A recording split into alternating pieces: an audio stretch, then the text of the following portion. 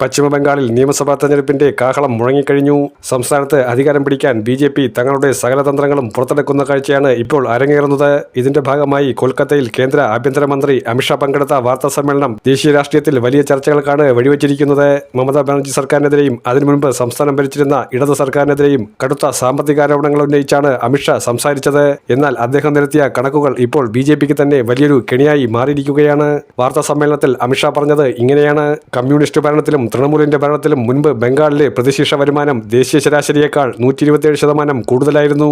അതായത് അന്നത്തെ കാലത്ത് രാജ്യത്തെ ശരാശരി പൗരൻ 1 രൂപ സമ്പാദിക്കുമ്പോൾ ബംഗാളിലെ ജനങ്ങൾ 1 രൂപ 27 പൈസ സമ്പാദിച്ചിരുന്നു. എന്നാൽ ഇന്ന് ഇതിന്റെ നേർവിപരീതമാണ് സംഭവിക്കുന്നത്. രാജ്യത്തെ ജനങ്ങൾ ശരാശരി 100 രൂപ സമ്പാദിക്കുമ്പോൾ ബംഗാളിലെ ജനങ്ങൾ വെറും 73 രൂപ മാത്രമാണ് സമ്പാദിക്കുന്നത്. ഇത്രത്തോളം ദയനീയമായി ബംഗാളിന്റെ സാമ്പത്തിക നിലയെ മമതാ ബാനർജിയും ഇടത് സർക്കാരും ചേർന്ന് തകർത്തു കളഞ്ഞുവെന്നായിരുന്നു അമിത്ഷായുടെ പ്രധാന ആരോപണം. എന്നാൽ അദ്ദേഹം ഈ സുവർണ്ണ കാലഘട്ടമായി വിശേഷിപ്പിച്ചത് ബംഗാളിലെ കോൺഗ്രസ് ഭരണകാലത്തെയാണ്.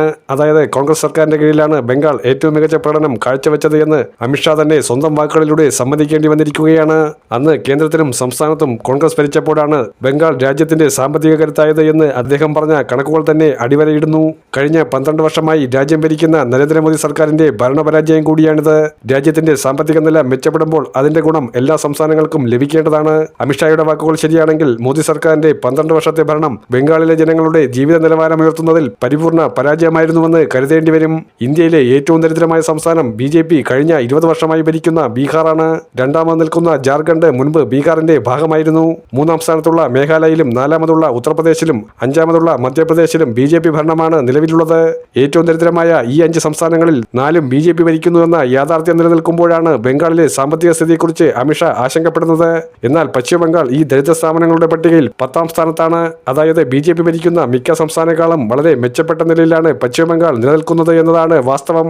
അസം, ഒഡീഷ, നാഗാലാൻഡ്, മണിപ്പൂർ തുടങ്ങിയ സംസ്ഥാനങ്ങളിലെല്ലാം ബി.ജെ.പിയുടെ സാന്നിധ്യമുണ്ടായിട്ടും അവിടുത്തെ ജനങ്ങളുടെ ദാരിദ്ര്യം മാറ്റാൻ അവർക്ക് സാധിച്ചിട്ടില്ല.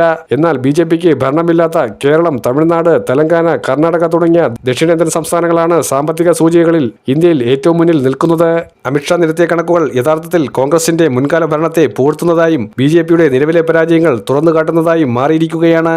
ബംഗാൾ പിടിക്കാനിറങ്ങിയ ബി.ജെ.പിക്ക് ഇത് വലിയ തിരിച്ചടിയായി മാറിയിരിക്കുന്നു.